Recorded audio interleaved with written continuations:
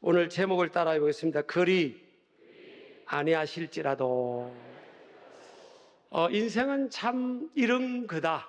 인생은 이런 거야. 그리고 나의 인생은 이렇고 저 사람 인생은 이럴 거야. 이렇게 아무도 예단할 수가 없어요. 인생이 그렇게 단순하지가 않죠. 또 어떤 사람은 내가 하나님을 오늘부터 믿어볼 테니까 살아계신 하나님께서 내 삶에 이제는 아무 어려움도 허락하지 않으실 거다. 이렇게 생각하시는 분도 계실 수 있는데 그렇지 않아요. 살아가는 인생의 여정에는요, 우리가 알 수 없지만 원치 않는 어려움도 찾아오고 또 내가 기대한 것보다 더 풍성한 열매도 찾아오기도 하고, 이게 희노애락이 우리의 삶 속에 있는 거예요. 그래서 인생의 원인을 다 이해할 수가 없는 것이 인생이지만, 한 가지 여러분 우리가 딱 성경 말씀을 근거로 단언할 수 있는 것은요, 신앙이 비례하는 만큼 나라의 국력은 신장된다는 거예요. 그래서 이스라엘 민족의 역사를 봐서도 그렇고 인류의 삶과 역사를 봐서도 신앙의 부흥이 일어난 그 나라, 지역, 나라, 또 국가, 민족에는요, 하나님께서 리더십을 주시고 또 국력이 신장되게 해주셨습니다. 반대로 신앙이 무너지거나 약해지고 하나님을 등지고 살아갈 때는 비록 하나님이 택한 백성들일지라도 그들의 삶의 어려움과 고난을 통해서 인생 채찍 막대기를 통해서 그들의 신앙을 하나님께서 깨우기를 원하셨던 거죠. 그래서 이스라엘 민족의 역사를 보면 나라의 주권을 우리나라처럼 빼앗길 때가 있었고요. 하나님의 약속하신 말씀대로 정확하게 나라의 주권을 빼앗긴 후에 70년 만에 회복된다고 했을 때 그들이 70년 만에 다시 고향 땅으로 돌아오는 그런 정확한 그런 과정들을 보면서 역사의 주관자, 시간의 주관자는 하나님이시다. 저의 신앙을 가만히 보세요.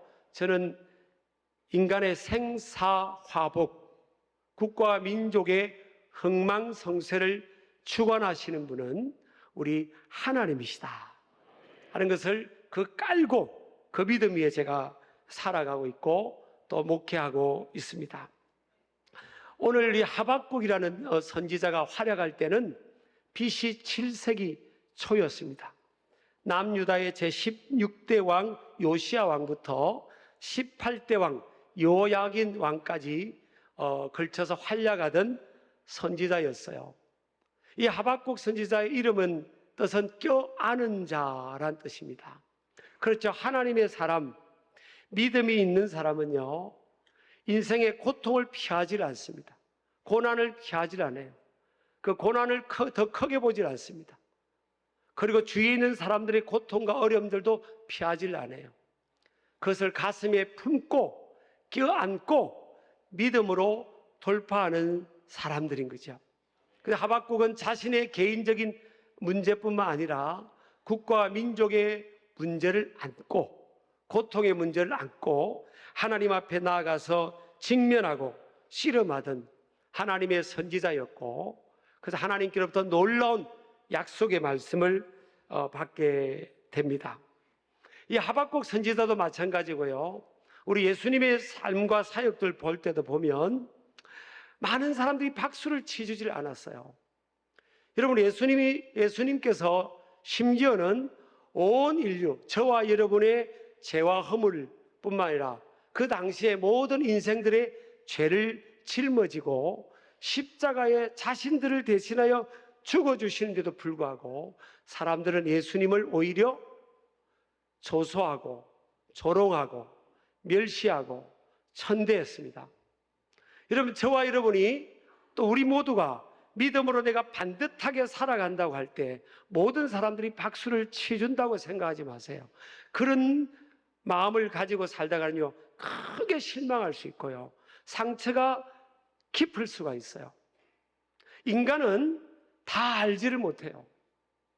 정확하게 그 사람을 정확하게 평가하지 못합니다. 다윗은 한 가정에 7 형들이 있었고 부모가 계셨어요. 근데 부모도 다윗을 알지를 못했습니다.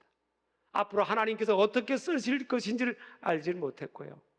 7명의 형들은 다윗을 굉장히 업신여기고 교만하다고 하나님 안에 있는 그 자신감을 무시하고 경멸하기까지 했어요. 요셉은 10명의 형제들이 팔아버렸습니다.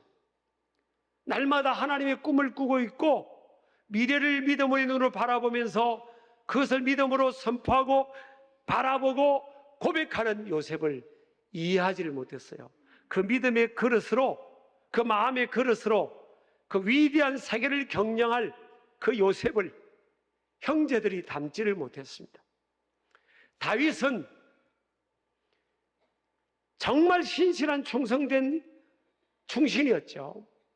그런데 사울 왕은 다윗을 시기 질투하고요, 13년 동안 끊임없이 그를 죽이려고 추적해 왔습니다. 그 다윗은 그것으로 인해서 13년 동안 광야 생활을 하게 됩니다. 여러분, 그 친했던 욥 보세요. 욥이 고난당하고 그 많던 재산이 다 날아가고 몸은 머리부터 발끝까지 만신창이가 됐을 때 자기가 베풀고 섬겼던 그 친했던 친구들이 와서 오히려 다윗을 향해서, 욥을 향해서 손가락질을 하고요, 회개하라고 하고 네가 잘못한 게 많아서 그런 거라고 그렇게 비아냥거리면서 손가락질하고 비난을 했어요. 여러분, 이 어려움들을 다 믿음의 위인들을 보면요, 다 참아냈어요. 다니엘도 마찬가지고요. 여러분, 믿음의 사람들의 삶에도 인생의 과정 속에는 어려움이 있고 역경이 있고 다양한 고난이 있을 수 있다는 거예요. 제가 어떤 설교를 할 때보다 이 고난을 이야기할 때는 아멘이 쑥 들어가더라고요. 믿음의 사람은요, 고난이든 어려움이든 어떤 상황이든 어떤 사람이든 어떤 환경이든 하박국 선지자처럼 껴안는 겁니다. 그것을 품고 껴안고 하나님 앞에 가지고 나아가면서 몸부림치며 돌파하는 사람들인 줄 믿습니다. 우리 자신을, 우리의 상황을, 우리의 삶에 주어진 여러 가지 다양한 상황들, 고난이나 시련을 포함해서 그런 상황들에 대해서 정확한 이유를 알 수 있는 사람은 없어요. 그 정확한 이유를 알 수 있는 분은 하나님밖에 없습니다. 그래서 자신의 삶도 다른 사람의 삶도 쉽게 판단하면 안 돼요.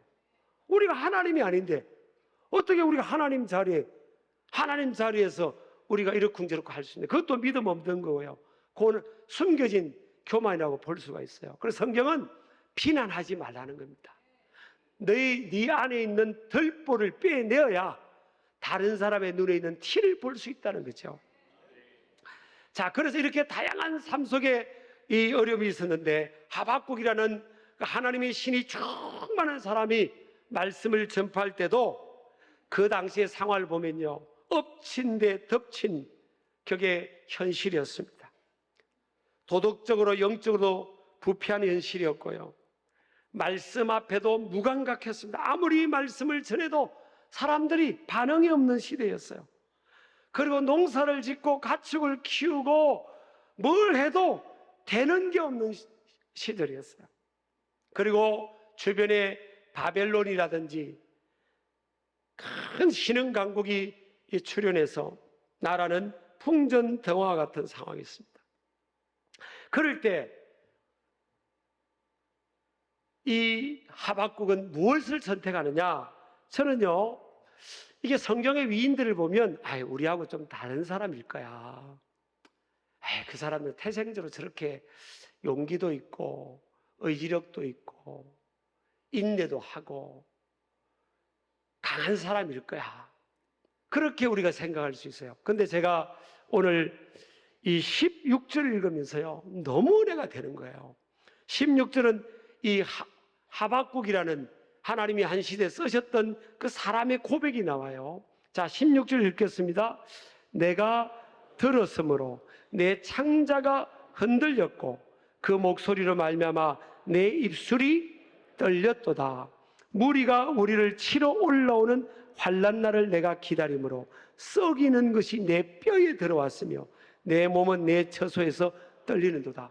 지금 하박국이라는 사람이 부들부들 떠는 거예요. 그리고 창자가 막 꼬일 정도예요. 여러분, 우리가 어떤 스트레스를 받고요, 마음이 극도로 불안하고 긴장감이 있을 때는 뭐가 꼬입니까? 창자가 꼬입니다. 그래서 막 배에 가스가 차고 복부팽만이 오고요, 막 고통이 오잖아요. 여러분, 이런 경험 해보셨습니까? 해보셨죠? 한 번쯤은. 스트레스가 크게 온다든지 뭔가 너무너무 힘든 상황이 오면 소화가 안 되는 거죠. 위장이 문제가 생기는 거죠. 그러니까 창자가 흔들렸다는 겁니다. 창자가 막 꼬였다는 거예요. 입술이 떨렸다는 거예요. 무서워서, 두려워서, 불안해서 입술이 떨렸다고 하고요. 무리가 우리를 치러 오는 환난 날을 내가 기다리므로 썩이는 것이 내 뼈에 들어왔다. 뼈까지 시리고 아팠다는 겁니다. 그리고 내 몸은 내 처소에 자기 집에서 벌벌벌 떨었다는 거예요. 저는 이걸 보면서요, 야, 위로가 되더라고요. 아니, 하박국이라는 한 시대 하나님이 7세기 초에 쓰셨던 사람인데 저렇게 창자가 꼬이고 위장이 막 탈이 나고 몸은 부들부들 떨고 입술은 떨리는구나. 그리고 막 뼈까지 시린 고통이 있구나. 아니, 우리하고 똑같은 사람인 거예요. 저나 여러분과 별개의 사람이 아닌 거예요. 그래서 제가 너무 이게 은혜가 돼요. 여러분, 우리는요, 인간은 뭐와 같은가 하면요, 꼭이 종이와 같아요. 종이. 뭐와 같다고요? 종이와 같아요. 제가 종이를 한번 보여보겠습니다. 종이. 이게 인간은, 저와 여러분은요, 종이와 같아요. 종이. 어떤 사람은 강하고 어떤 사람 안 강하고, 나는 약하고 약해 빠졌고 누구는 강하고, 그렇지 않아요. 인간은 이 종이와 같아요. 종이 제가 한번 찢어볼게요. 이거 못 찢을 사람이 어디 있어요? 또 찢어볼까요? 또 찢어봐요? 또 찢어봐요? 또? 얼마나 수없이 찢어지잖아요. 수없이. 이게 종이와 같은 존재. 이렇게요, 하나님이 쓰시던 한 시대에 몇십 년 동안 쓰시던 나라와 민족을 위해 쓰임받던, 이 사람도 이렇게 떨고 막 스트레스 받고 불안하고 이렇구나. 똑같은 사람이구나. 근데 이 상황을 우리가 겪는데요, 믿음이 있는 사람들은 그 상황에서, 인간은 이렇게 약하지만, 본능적으로, 감정적으로, 신체적으로 약하지만, 믿음 있는 사람들은 뭐예요? 이걸 껴안고 어디로 나갑니까? 하나님 앞에 나가는 신앙을 작동을 시킵니다. 그래서 여러분, 참 이게 믿음은 위대하고요, 신앙은 위대한데 믿음은 신비한 거예요. 그래서 믿음 있는 사람들은 가만히 보면 고통도 겪고 감정적으로 신체적으로 어려움도 겪지만, 결국 믿음 있는 사람들은 어느 쪽을 선택하는 거 보면 하나님께로 나아가는 거예요.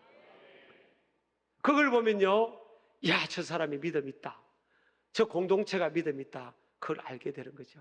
우리가 코로나와 같은 그 기간 동안에도 믿음 있는 사람들이 모인 교회들은요, 그 신앙을 뚫고 오히려 코로나 이후에 더 부흥을 하는 겁니다. 그래서 하나님께서 이스라엘 백성들, 여호수아와 이스라엘 백성들에게 가나안 땅을 약속하시면서 정복하라고 그랬잖아요. 가나안 땅을 들어가서 정복해라, 전쟁을 치르라는 거죠. 여러분, 전쟁은 어떤 상황이에요? 생사의 문제예요. 짐은 죽거나 다 뺏기는 거예요. 얼마나 불안하겠어요.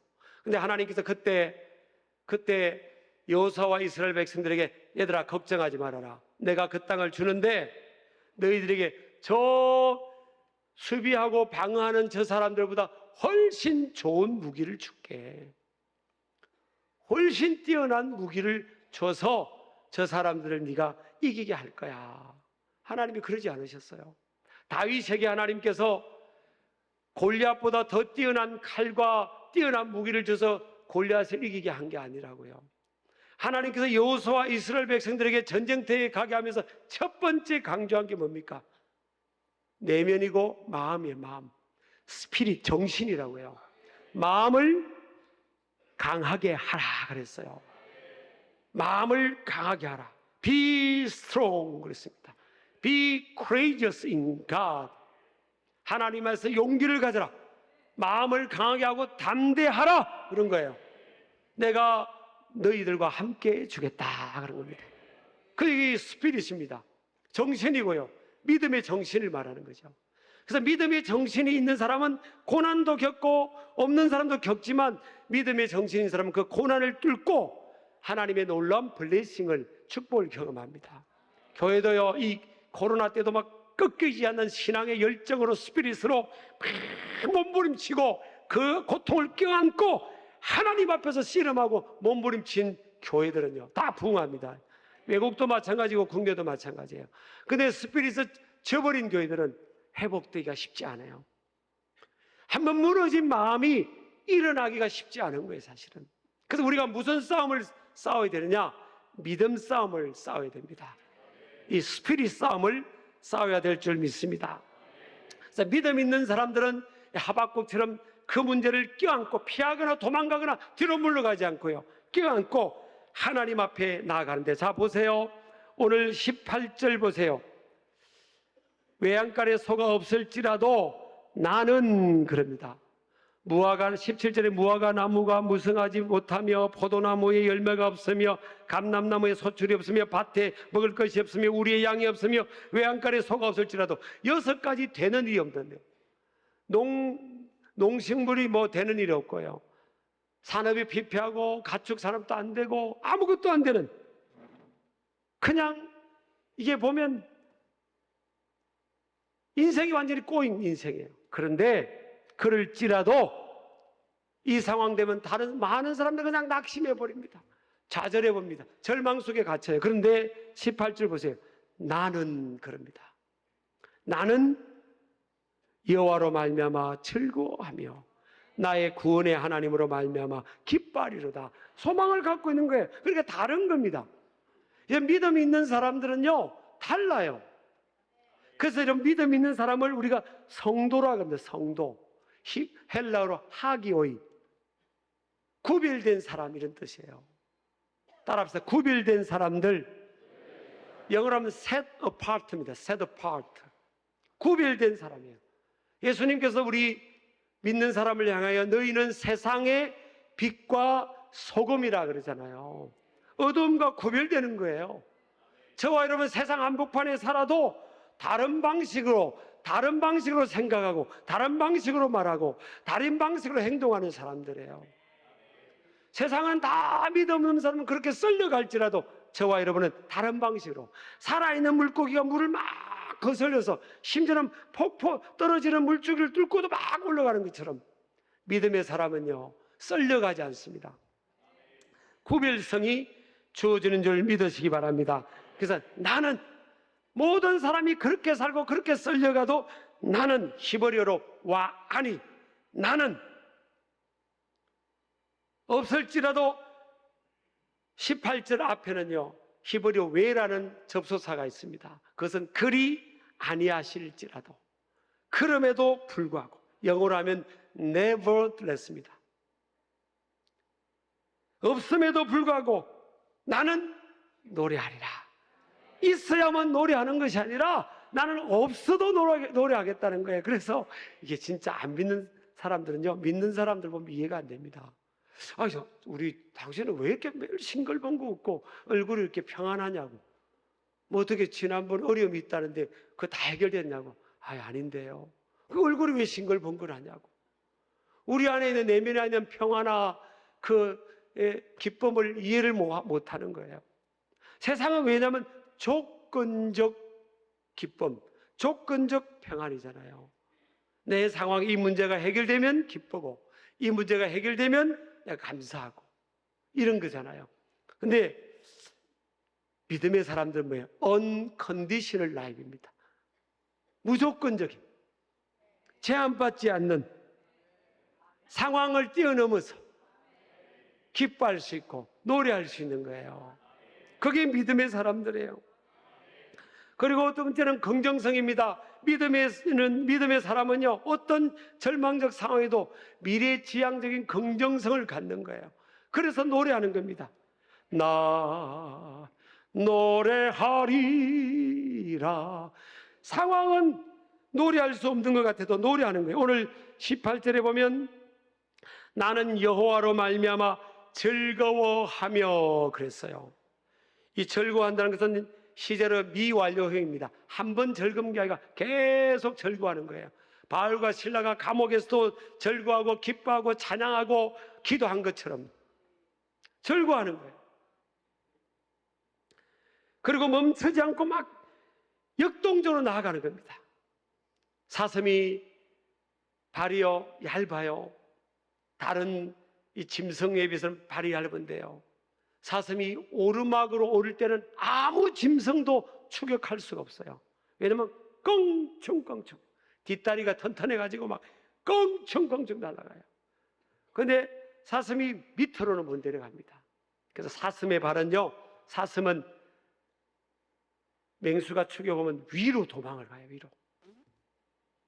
이런 믿음의 사람은요, 밑으로 쓸려가지 않습니다. 고난이 오고 역경이 와도 위로 올라가는 거예요. 막 뚫고 올라가는 겁니다. 우리 아멘 하시기 바랍니다. 이 힘이 어디에 있느냐?